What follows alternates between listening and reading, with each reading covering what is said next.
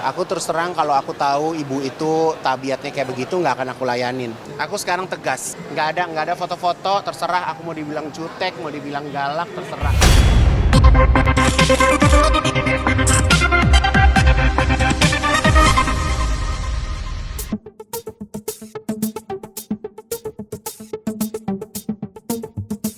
Sekembalinya dari Mesir, Ivan Gunawan geram lantaran selama dirinya di Mesir untuk misi kemanusiaan rakyat Palestina, viral bahwa dirinya mangkir dari janji untuk membantu seorang ibu yang meminta uang senilai 270 juta kepada dirinya. Saking viralnya, Ivan Gunawan yang memiliki image dermawan itu merasa terganggu dengan pernyataan ibu tersebut. Igun, ini ibu yang dari Palembang yang kita ketemu tanggal 28 Agustus 2025. Kan Igun udah ngomong mau membantu ibu 200 juta. Tapi sampai hari ini tanggal 4 September 2025 belum ada ceritanya.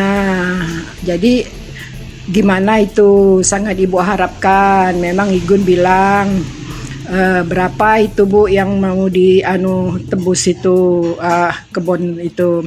Ibu bilang 270 juta. Jadi kalau saya bantu 200 juta gimana caranya? Karena kita keluarga bukan, saudara bukan. Jadi ibu bilang kalau Igun bantu nanti ibu kaplingkan, kalau sudah ibu tebus itu ibu kaplingkan, ibu jual, bisa ibu kembalikan duit Igun. Jadi pendek cerita, ya udah kalau gitu. Nah, terus surat itu Igun ambil, Igun kasihkan dengan asistennya.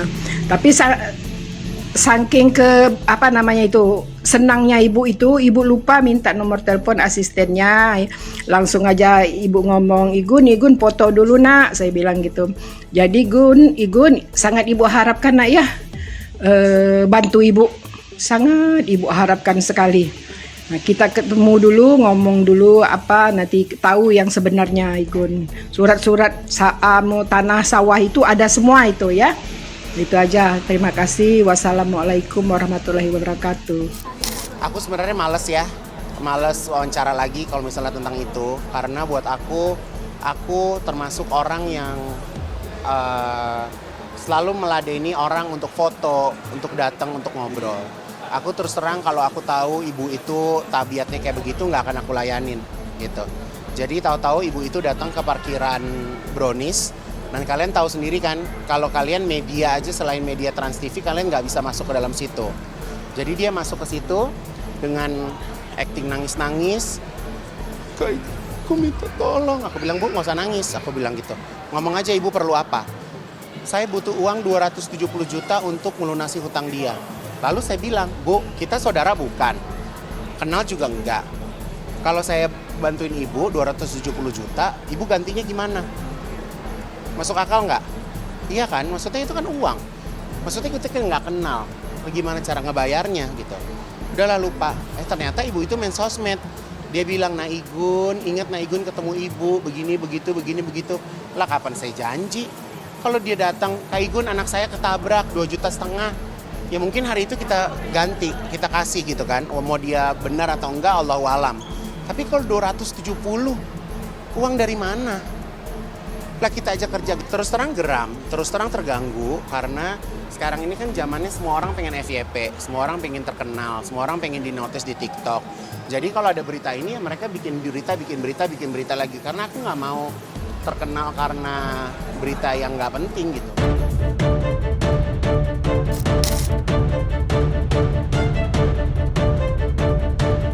Igun mengungkapkan cerita yang sebenarnya hingga mengakibatkan ibu tersebut meminta uang kepadanya.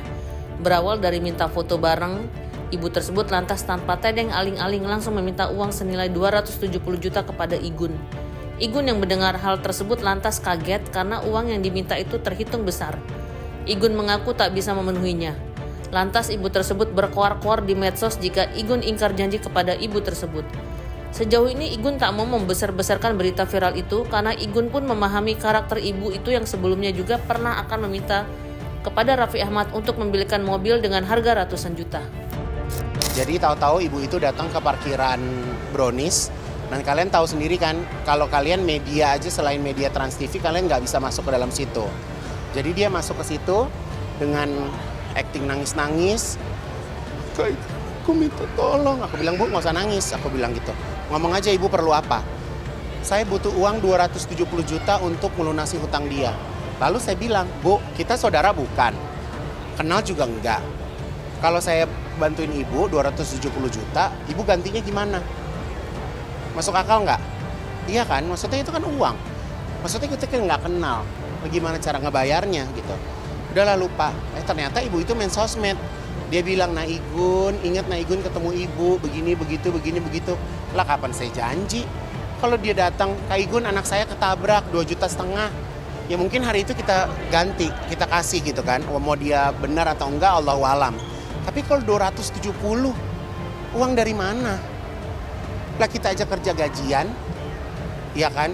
Seumur umur ibu saya aja nggak pernah minta uang 270 juta. Gun minta dong uang 270 juta.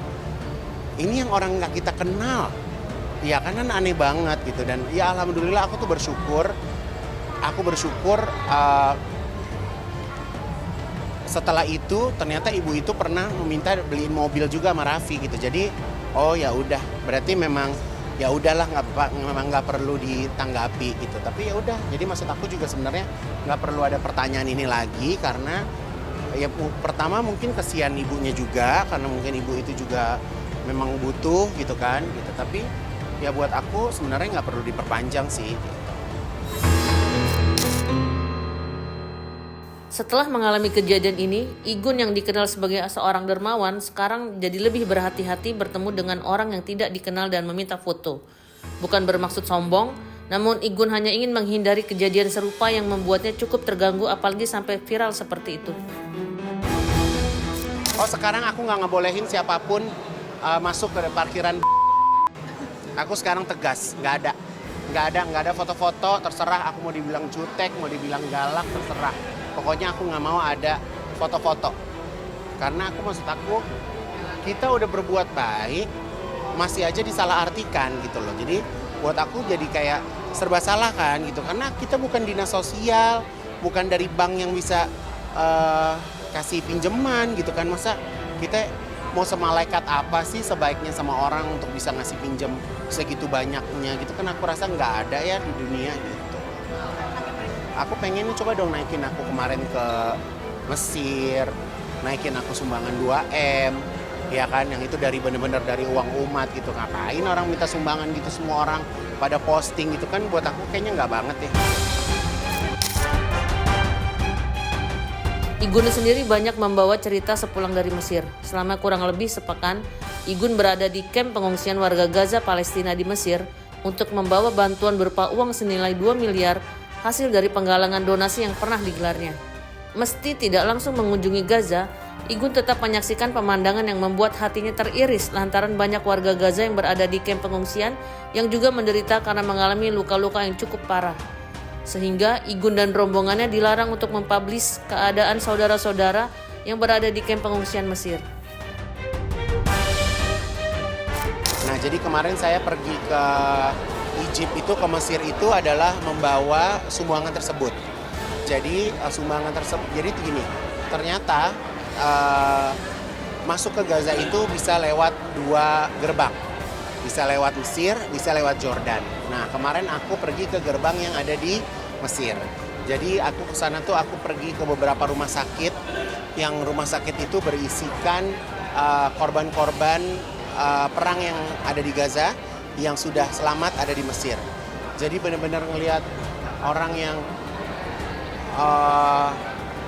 depresi karena akibat perang, trauma akibat perang, terus udah gitu ada yang kakinya nggak ada yang mukanya hancur. Aduh pokoknya susah digambarkan. Dan memang kami dari misi kemanusiaan memang tidak diperbolehkan untuk mempublis. Jadi kita harus merahasiakan mereka gitu kan, tapi mereka alhamdulillah selamat. Di Mesir pun Igun mengunjungi rumah sakit di mana warga Gaza dirawat. Dengan kondisi seperti itu, Igun menghimbau agar kita tidak saja fokus pada korban yang berada di Gaza saja, melainkan warga yang berhasil keluar dari Gaza pun harus mendapat perhatian yang lebih. Mengingat kondisi psikis mereka yang berada di rumah sakit, selain mengalami luka fisik juga mengalami trauma.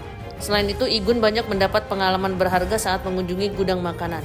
Igun jadi mengetahui bagaimana para relawan yang berada di gudang makanan sangat apik mengemas bahan makanan yang diperuntukkan para korban perang. Hal itu bagi Igun merupakan salah satu pengalaman yang tak bisa dilupakan. Dan aku juga pergi ke satu rumah sakit. Rumah sakit itu dibangun dari hasil donasi para dermawan dari seluruh dunia. Jadi mereka juga memberikan pengobatan gratis dan juga mereka merawat korban-korban Gaza yang sudah ada di Mesir. Gitu. Jadi kalau misalnya kita sekarang bilang peduli tentang Gaza, sebenarnya orang-orang yang udah keluar dari Gaza itu juga harus diperhatikan. Jadi kemarin tuh kita sempat ke sana. Aku juga kemarin ke gudang makanan tempat Basnas mempersiapkan bahan makanan tersebut. Jadi bahan makanannya itu cukup lengkap dan sangat rapi kemasannya, sehingga mau dikirim lewat udara, laut, darat, insya Allah awet dalam kurun waktu 1 bulan. Dan kemasannya itu juga rapi banget, jadi mau dijatuhin, diapain segala macam tuh boxnya bagus banget gitu. Jadi sempat packing bareng mereka, terus ngeliat gudangnya, ngerasain kita yang nggak ada di Gaza aja bisa ngerasain kayak perjuangan mempersiapkan buat norong orang lewat jalur kemanusiaan tuh caranya tuh begitu ya gitu. Jadi bener-bener dapet pengalaman yang buat aku cukup nggak bisa aku lupain sih. Gitu. Rasa sedih tak bisa dihindari dari hati Igun ketika melihat kondisi korban perang di Mesir yang sangat memprihatinkan.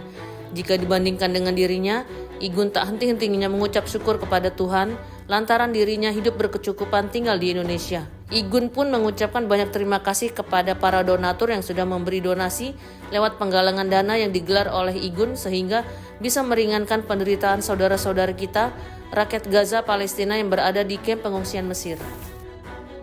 Oh, interaksi benar-benar interaksi. Jadi ya Allah ketemu anak kecil yang tangannya udah nggak ada, kakinya nggak ada, ibu bapaknya nggak ada gitu. Jadi ya kita harus bersyukur ya hidup di Indonesia ya. Semua serba kecukupan, semua serba seneng gitu kan. Melihat mereka korban perang tuh kayak mereka nggak ada harapan gitu loh. Kayak sedih banget deh gitu. Aku kayak datang ke satu kamar yang orang itu duduk bengong, nggak bisa diajak ngomong, tapi di